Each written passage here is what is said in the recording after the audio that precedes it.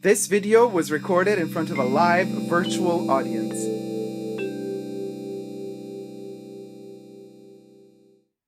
Hi everybody, Dacob here. Welcome back to my channel. Today we have a very interesting topic.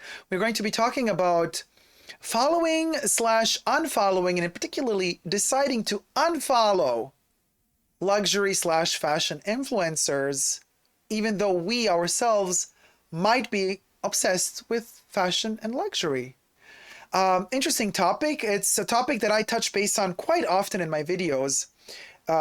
Indirectly and directly, some of my videos have exactly that topic in the name. Some of the videos touch base on that topic through other kind of crevices and corners that I usually take in my videos. You know how they begin at one point, and then it's a cathartic process, and then we end up at another point at the end of the videos. That's why it's always good to stay tuned and watch my videos till the end and not tune out after 5 seconds like most people do, because we get to experience something together.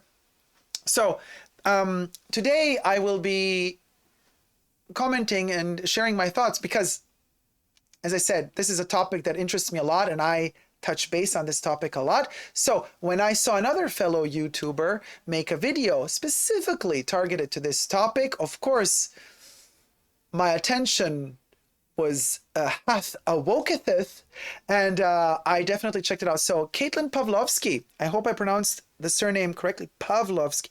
Caitlin Pawlowski, fellow luxury slash fashion style YouTuber. Hello, my dear. Let me bring you in. Welcome, Caitlin. Hello, sweetie darling. I hope you're doing well. Oh, let me do a little screenshot for this. Wait, let me look at you.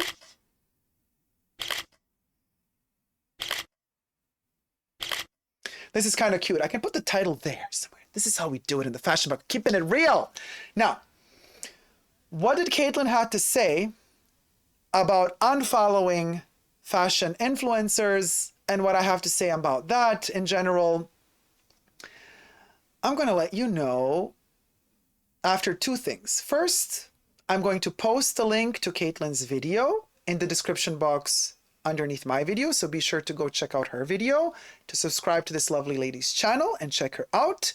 And the second thing I'm going to also say, first I'm going to say, bye Caitlin, we're going to talk now. Thank you so much. And the second thing I'm going to say, subscribe to my channel here on YouTube. Push that subscription button. Next to the subscription button is a join button. Become a member today and gain access to extra perks.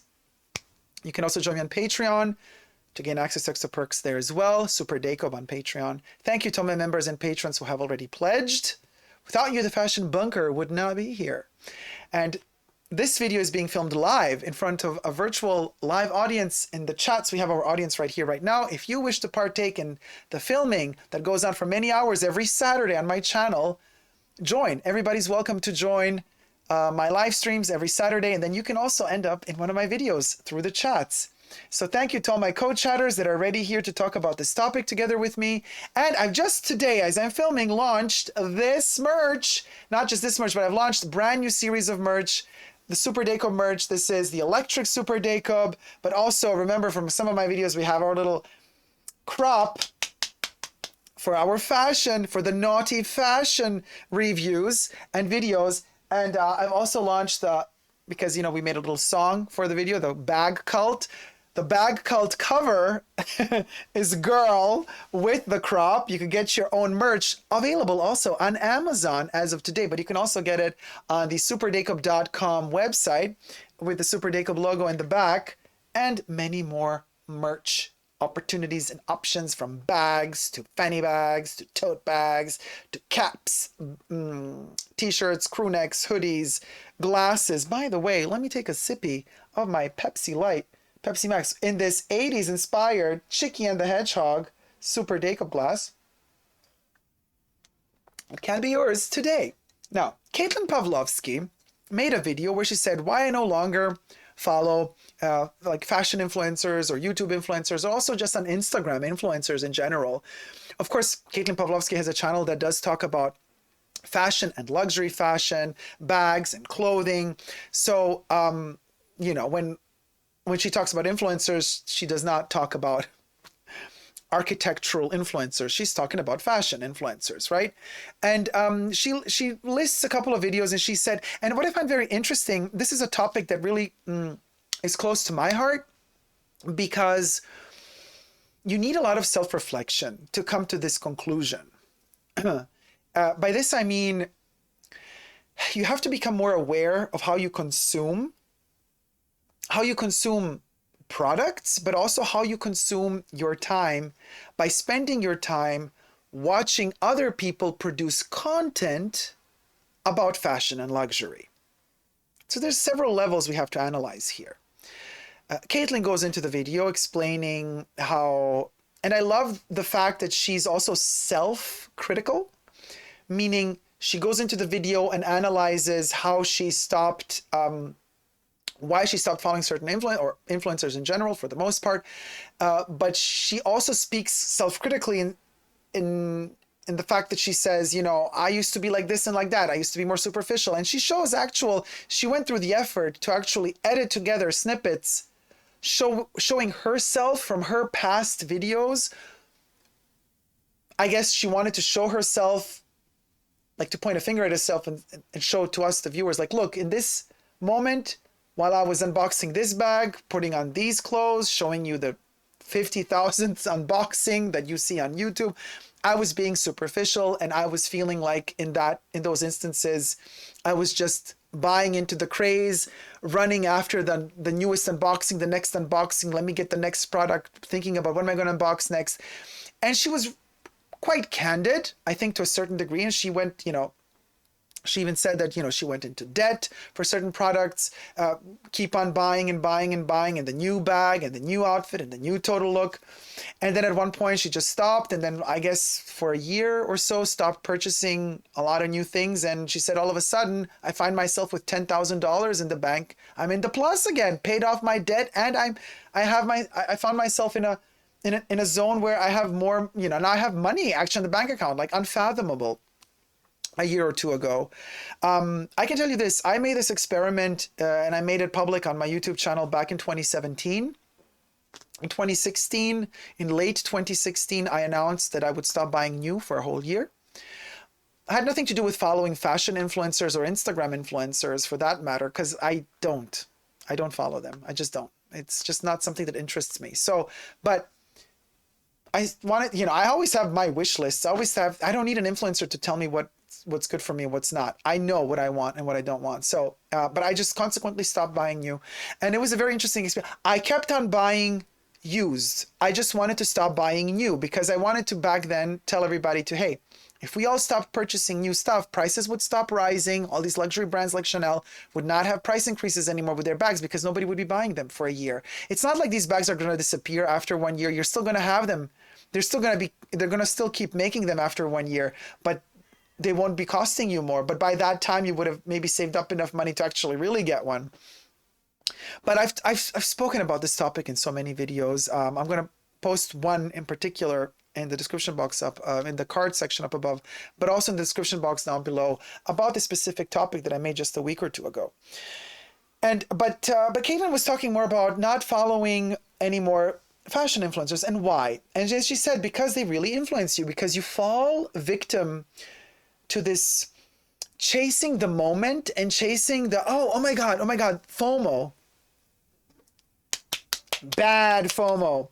You guys know who follow me, my tier 1 and 2 members. You got the FOMO emoji. Use it now and use it wisely. You can also use it in the comments after this video is published. But you can imagine the FOMO gets to you and you have these influencers posting, you know, hey, thank you so much for the PR box from Chanel. I got the factory set.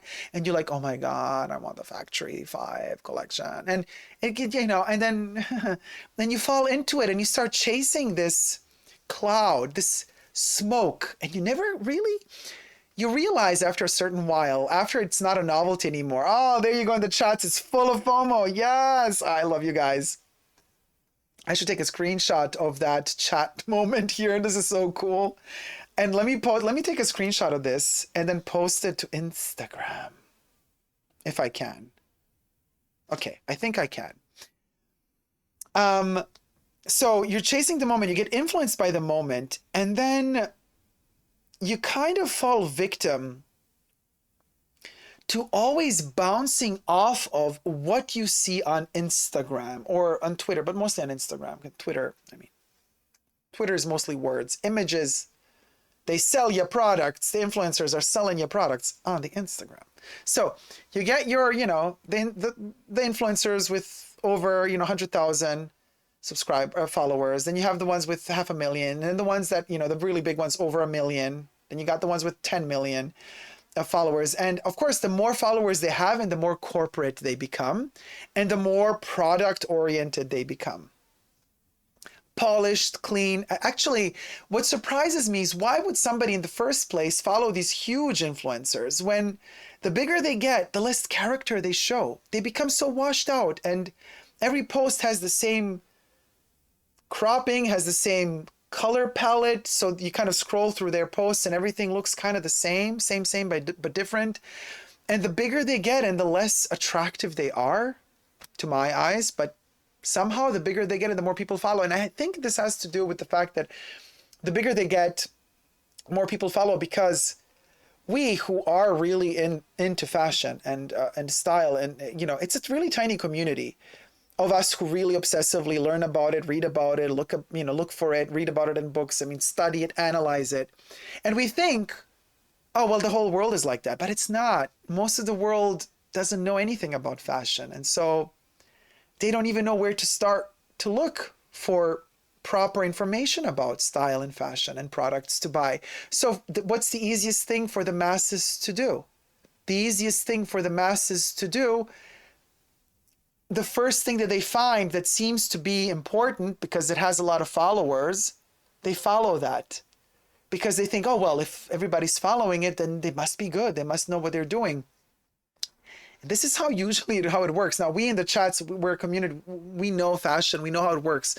So for us, it's almost ridiculous to be like, oh yeah, of course, the Kardashians, let's follow them because they're like fashion gurus.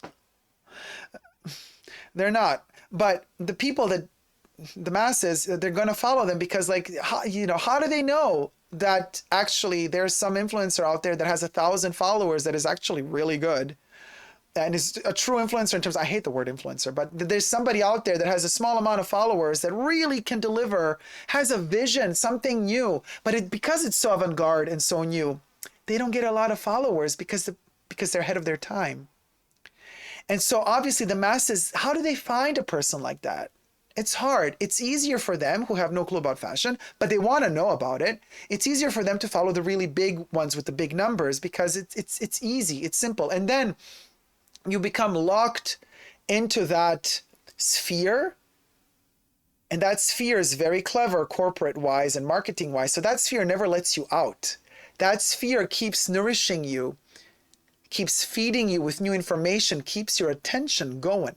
And they keep you locked into what they're delivering to you. So you really never get an opportunity to break out of there and discover something new.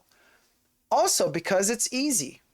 It's easy to just say, yeah, okay, this is the mass release product. This is the one that everybody's following. Sure, I'm going to follow it too. I'm done. Problem solved, time saved. I don't have to spend, I spend hours and hours and hours researching fashion and style, not through influencers, through books and Googling stuff. You start with one particular designer, like for example, Madame Grès, who, a wonderful designer from Paris. So you start with Madame Grès, you find out that she made perfumes. She made Cabochard. Cabochard is an interesting Chypre perfume. Then from who made Cabochard? What's his name? Chaland. Alain Chaland. What's his name? Chaland something. Then from there you're like, oh wait, which other perfumes did he make? Because this smells similar to something else. You find out, oh, you look him up. That perfumer also made Halston. And then you're like, oh, Halston, this is interesting. Halston, didn't Netflix just make a movie on Halston? Let me see. Yes, Netflix did make a movie on Halston.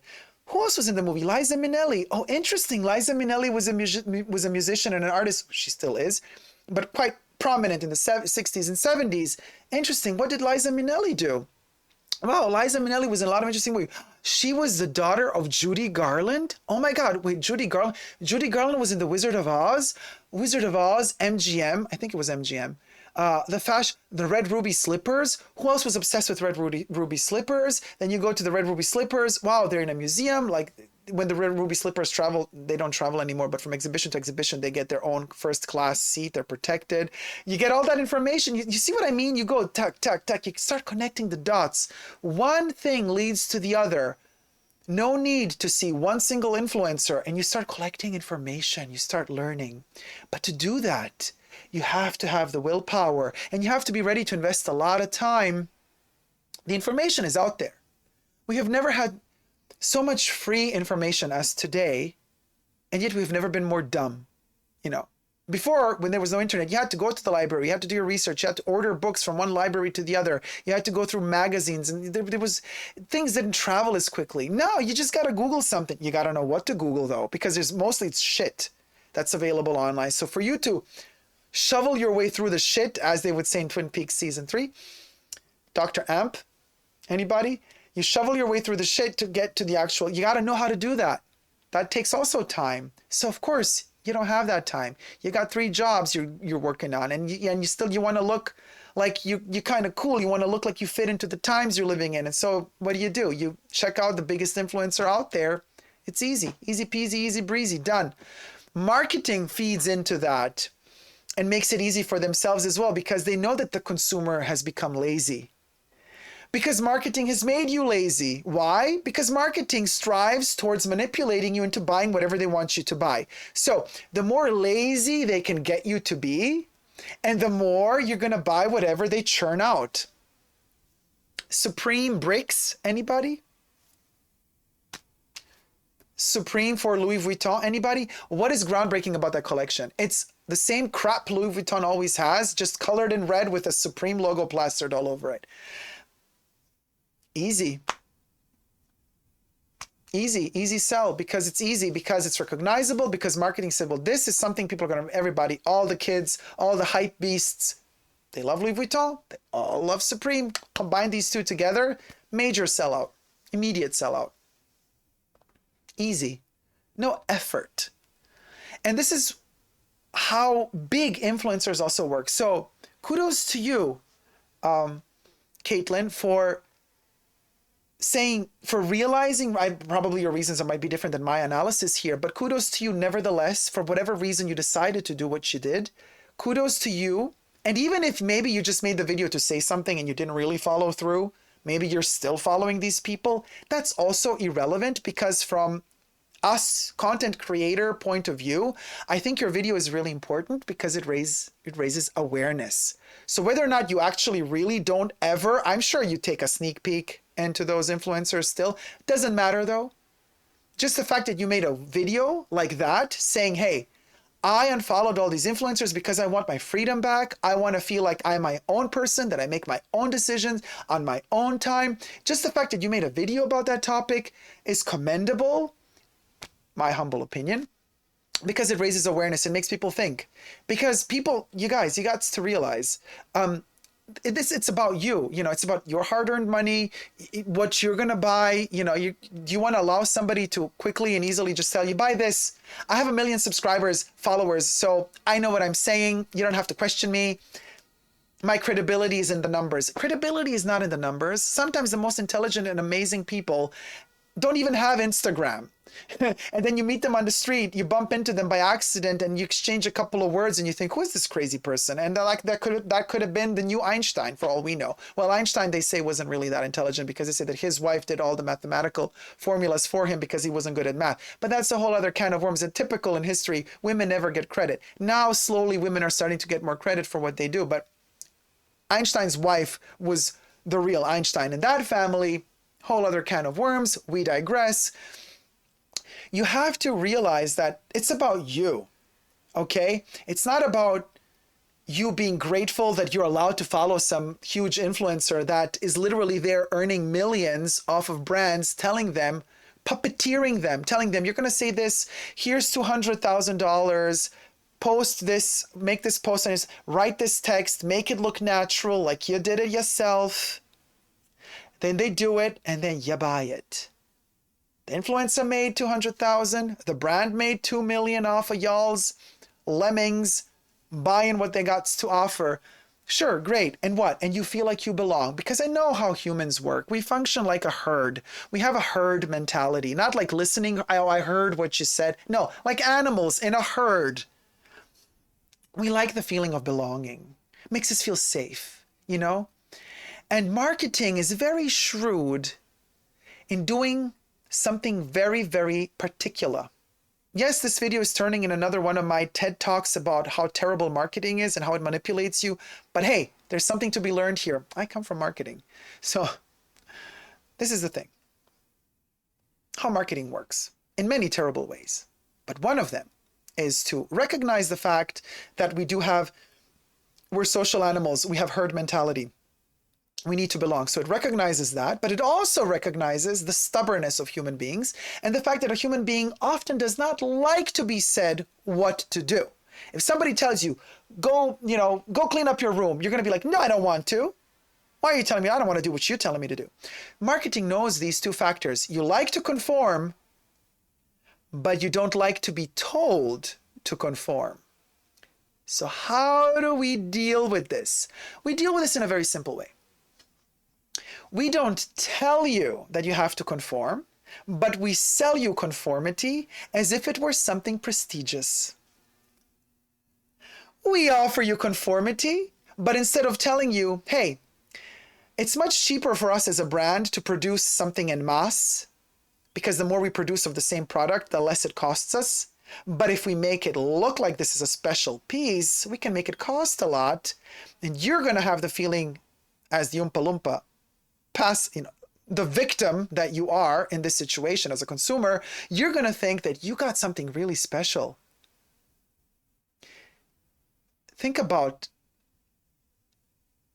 the criminal, but at the same time, a genius way that marketing works. They're going to make you think that you bought that piece because you managed to hunt it down. It's so special. So you belong to an elite group when in fact they're selling it to the masses, but they're going to make you believe like you are different. But at the same time, they're going to make you feel like you belong to an elite group. So you belong to the mass. They're just going to make you feel like the mass is small, that it's not really a mass, that it's an elite. And that you're going to be happy that you belong to it because you managed to obtain that piece that was so hard to get. But the so hard to get was constructed.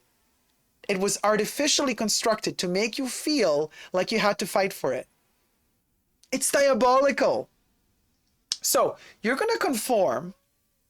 You're going to end up wearing that uniform because the herd mentality is going to actually kind of veer you towards conforming. But brand marketing is there to make you feel like you are not pushed into wearing a uniform.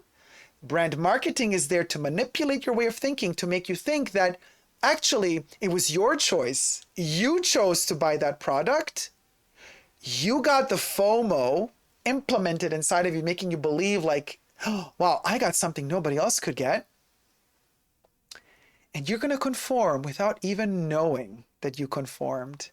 Why are you going to conform? Because again, the marketing knows that conforming is in human nature, but they also know that if they tell you that they're going to put a uniform on you, you're not going to want to wear a uniform. But if they sell you the uniform as something special that is very difficult to obtain, you will gladly put on that uniform. You will gladly oblige, and you will gladly shut yourself in the cage that the brand marketing has constructed for you. Et voila. And this is how brand marketing works. The brands pay the people at the brand marketing to say, thank you so much, brand marketing, for having allowed masses to purchase that one shitty product that we churned out because we made it look like something special. When in fact, all we needed to do to be, diabolically needed to do to make profit margins as high as possible is make that product look like it's unattainable, like it's something super special, when indeed we invested just a couple of bucks to produce it, every piece, because we produced it in mass, but we just made it look like it's special. This is what influencers ultimately do. They are paid by these brands to make you feel like you are special by following them, that you are special by purchasing the same shit that they get for free, they get paid a lot of money to promote to you. How does that make you feel? To know that, to realize that, to open your eyes to that. Now, Caitlin does not talk about it in these terms. she wiggles around. She says how it makes her feel. She takes it more from a personal point of view, which is also commendable, but she doesn't really analyze it like I do from a kind of a cold-hearted marketing perspective. I'm just giving you an analytical assessment of the situation. Nevertheless, she does deliver a verdict, and her verdict is that she feels much better now. She feels more free. She describes it in her own words, that it does make her feel better, that she feels like now all of a sudden she spends a day reading a book, and she has read so many books in the past year, as opposed to almost reading no books while she was, on her scrolling through Instagram the whole day and clicking like and being obsessed with the influencers out there, also very commendable. But that's like her private awakening from the matrix of marketing. But things need to be said. We have to wake up, you guys. It's been a long time that we've been victims to brand marketing. And of course, we're always going to be victims to brand marketing because brand marketing surrounds us 24/7. It's hard to escape, and nobody can just move to a deserted island and live on their own with I don't know, with no dentist, with no food that you could when you become a savage, politically incorrect word, but if you go back to the wilderness and you become wild again, obeying the laws of the wilderness, that's more politically correct, and you just live without brand marketing, you would also live in a society where there's absolutely no conformity anymore and no comfort anymore either. So we are not just herd creatures, but we are also creatures of conformity and repetition, and we like also comfort. So it's hard for a human to break out. We're also lazy. It's hard for us to break out of that and say, oh my God, all of a sudden I got to hunt for my own food. I got to build my own shelter. I got to build my own house. There's no electricity. Oh my God. That's the only way to avoid brand marketing, is to live in a world where there is none. But the second there are products to be purchased, you want to have a roof above your head, you want to have electricity to be warm, you want to have a heating on, you want to have water, running clean water, you got to pay the water bill. You want a roof above your head, you got to buy a house, you got to buy a roof. Which sort of roof are you going to buy? There's a lot of companies offering it. You're going to buy the one that has the best promotion or the ones that has the best feedback. So that's where the second you got to start buying something as a commodity for your life, that's the second that marketing assumes power. There is no shopping without marketing. There is no market with a clean, marketing-free shopping. It doesn't exist. So we are always exposed to it, and it is exhausting to fight it. It is exhausting to fight it.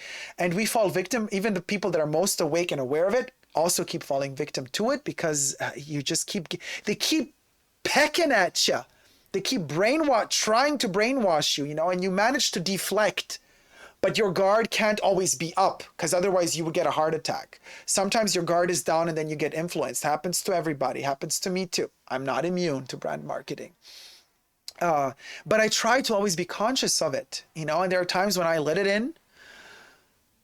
And then there are those times when I'm like, oh, hell no, this I'm not going to let in. So I think Caitlin made a good first step.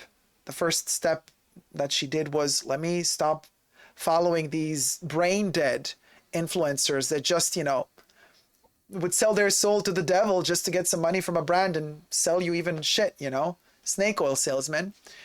That's the first step. But the second step, Caitlin, is to realize that it goes beyond that. That's just the first step. You're awakening in this matrix. Now you got to take it a step further, read the books. It nourishes your soul. That's great. But also realize the power, the hold that these brands have over us. And not just because the brand is diabolical, because Chanel with the price increases is so mean. It's not mean. It wants to survive. All of these brands, you got to see them as viruses. They need your DNA. They need your money. Your DNA is your money to survive. And they're going to try to do anything they can to get your money. So that's how capitalism works as well. And that's the system we live in. So it's kind of difficult to break out of that system. So you got to make the best out of it. Try to buy less, choose well, make it last. The best quote by Vivienne Westwood. And yes, she does have her own clothing line. She does have her own brand. But at the same time, Vivienne Westwood also is the only brilliant fashion creator / artist out there that actually also tells you yes, I do love fashion and I do love clothing people, but I also want you to be aware. Please don't buy too many of my clothes or any clothes for that matter. Buy one or two pieces that you really love. Buy less, choose well, make it last. Don't just consume the shit out of that stuff. Throw it away after one photo shoot on the red carpet or one, selfie that is kind of cool that's going to get you another 50 followers or 150,000 followers, and then you forget about that garment. Stop about that. Stop with that. Buy something because you really love it, not because you're chasing likes. So yes, Caitlin, it's good that you realize that the first big step to make is to stop being victim of influencer society, of social media, because social media feeds into that craving for more. Because again, marketing genius, move. Posting a picture, waiting for those likes, for the comments to kick in. You get addicted. You're like, okay, they're liking me when I wear new clothes. Let me buy something new for the next photo. Oh, let me buy something new again. Oh man, I don't have the money. Okay, you know what? Let me use the credit card. Let me go into debt because I need more likes. I need more followers. I can do it too. I can also obtain that position. I could also get 1 million followers. You won't. You won't, because the ones that get to that level of those 1 million plus followers, it's not just selfies. There's whole teams involved, glam teams, strategical calculation of analytics, what time to post, what sort of colors to use, what sort of trim to use, what sort of garments to, how to make it look, what is the body position that trends in that specific moment. You got to think ahead. By posting this photo, actually, to which brand am I catering next? Because I can use this photo then to promote it to the brand so that I can talk to them about getting a deal with them, contract with them, so that I start working with them. I get sponsorship from them. So one thing leads to the other. There's so much work that these people that make it really, really big time, there's so much work involved in that. It ain't just selfie. Marketing wants you to believe, yeah, boo-boo, just, buy something new today and post a new selfie. You'll make it one day. You'll never make it to those levels because all that marketing wants you to do is to keep consuming. But you see, the influencers that really make it that far, they don't consume as much. They just are posters for the brands that use marketing. So you think that they, get all that stuff, that they spend all that money, that they're just setting around the world, but they usually get paid to do all that, while you are the sucker left with churning out your money, and you still can't get over your, 300 followers after 5 years. But you spent a lot of money, way more money than the amount of money you would have gotten had you really been an influencer that invested a lot of time in building up their brand. And by building up your brand, you don't build it up by spending money. You actually, spending money on clothes. You build it up by communicating with the right people, finding out who is important for who reposts what, who's going to give the right shout out, who to collaborate with, who not to collaborate with. It's all political at the end of the day. So I'm just telling you, Caitlin had a wonderful topic, like she initiated the conversation there, a lot of food for thought, but you got to bring it to the next level, girl. And all of us, by girl, I don't mean you, Caitlin, I mean all of us. And let's step it up.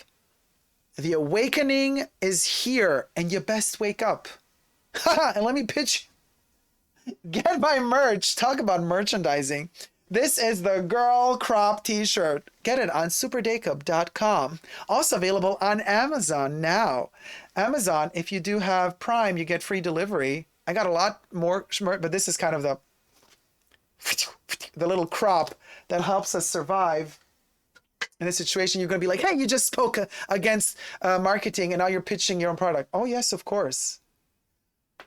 For those of you who know why I did that, you know the twist.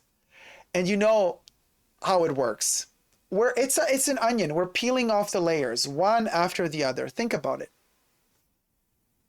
That's all I had to say. But now I'm going to see what you have to say. I'm going to read your comments. Hope you've enjoyed this video. Thumb it up if you have enjoyed it thus far, and subscribe to my channel. Thumb up the video. Tom Weissa says, I buy quality, not quantity. Though over the decades, some quantity has accumulated, I find new ways to mix up old items. Sometimes I remake them. I have shoes for decades. Candy Fluff says, I love that Vivienne Westwood quote, which is, buy less, choose well, make it last. Tom says, it's easy to just be guided, and sometimes it is just too much work to fight. Yes, it is. I agree with you. I agree with you. Candy says, humans like to conform, but we like to think we have done it by choice. Yes, and that's where marketing comes in, very handy, because marketing can manipulate you into believing that you had a choice, that it was your choice to conform, when indeed it was marketing that pushed you into conforming. Into conforming for a specific product that they want you to conform for, by the way. Janet says, wow, Dacob, you just educated me on Einstein. You're just so multidimensional. Thank you so much, Janet. Yeah, check out his wife. Check out Einstein's wife. Tom says, but I'm the one who will spend 1,000 hours down rabbit holes learning all I can about a subject. Me too. But, you know, we're just far too few and far too far apart, you know, to build up a whole really, you know, sustainable community. Lisette Jacob says, Dacob dropping truth bombs left and right. Pew, pew, pew, pew, pew, pew, pew. The Budget Luxurist says, anyone see Fake Famous 2021 on HBO, documentary on fabricated fame and influence in the digital age, Instagram algorithm. Holy Grace says, Einstein, not good at math? This is news to me, lol. Well, truth be told, physics and math are kind of different, actually. And the formulas that he had to go through, it is said that his wife did it for him. Tom says, Supreme, never. No interest in keeping up with the Joneses. I like what I like and I buy what I like, be it Chanel, Coach, or from some local maker. Stephanie says, I do understand. Sometimes I wonder if I want a certain item because I really want it or because I've been overexposed to influencers. Very legitimate and good question. And it's a question we should ask ourselves often, because the more often we ask it and the closer we get to the answer. And then we start realizing all of a sudden, oh, wait, this is something I really want. Or this is something they make me believe that I want. Or they make me think that I want. Kimberly says, more book reviews, Dacob. Elodie says, perfectly put, Dacob. Thank you, guys. Holy Grace says, there is an overload of information. We have lost critical thinking. Min Wade says, Dacob, love your passion for luxe fashion. Oh, thank you so much. A little rhyme. Holy says, true influencers aren't pronouns. They are verbs. Oh, it's a doing thing. Those who call themselves influencers aren't influencing, at least nothing important. Oh, that's a good one, Holly. Shop Queen, like Dacob, super special and knowledgeable, schooling Chanel employees. Yeah, from the marketing team. I actually love smaller YouTubers, says 5. Candy Fluff, so many accounts, but they all look like they are run by the same person. Lily Bonfy says, yep. Min Wade, spot on Dacob, shades of vanilla on Instagram. Vin84 says, desire enslaves people. It's transient but addictive. True, true, true. You know, Marx and Engels used to say, religion is the opium of the people. But our religion, it's true. And our religion has become social media and influencers, and social media is the modern day form of religion. And social media is the modern form of opium of the people. It's a modern version of propaganda. It's a modern day propaganda, you guys. Basically, bottom line. Jane says, I love her videos. She is charming, funny, and thoughtful. Speaking about Caitlin. Sidonie Sarah says, the new merch is super good. Thank you so much, Sidonie. You could check it out. You can check it out on my in my merch store, www.superdacob.com, where you can also get this lovely little t-shirt. And my little desiccant pouch, because you know I'm obsessed with desiccants to preserve all our wonderful luxury goods. I always have desiccant pouches in my costume jewelry boxes and my leather bags everywhere. So I thought to myself, let's enhance a desiccant pouch, a desiccant, and make a pouch out of it. So anyway, check that out. Subscribe to my channel, thumb up this video, follow me on Instagram. I'm not one of those influencers. Super Dacob, all spelled together, Facebook and Twitter. Or unfollow me if you've found the awakening that you finally need and go read a book. Thank you guys so much for watching. Janet says, so many Lux channels these days, I don't even know who to follow. Glad I found your channel though. Thank you so much, Janet. Well, at least I try to do as many live streams as possible so we have a conversation. It's not just like a passive consumption. It's not like you're just passively consuming what I'm telling you. We actually are conversing. I actually live stream. So we have the live chat. So we actually get to talk to each other. You have a question, you ask. I have a question, I ask you. This is how it should be done, instead of, you know, influencers just churning out content without having any sort of communication with you. Think about that as well. That's also a huge step in changing something. That's also one of the biggest commitments from me, from my end, is I'm committed to talking to you guys and interacting with you guys, because I find that way more productive and constructive than just delivering passive consuming content for you. Thank you, Dacob, for your critical commentary, says Holy Grace. I really, really love and appreciate it. Looking into your merch. Thank you so much, Holy Grace. There's so much depth to all of Dacob's content, says Sidonie. Thank you so much. Tom says, reading is my passion. All the librarians and booksellers in town know me by name. Thank you so much for watching, you guys. I hope you've liked this video. Thumb it up if you have. Until next time, never forget to never give up on love. Love you all. See you soon. Take care. Bye.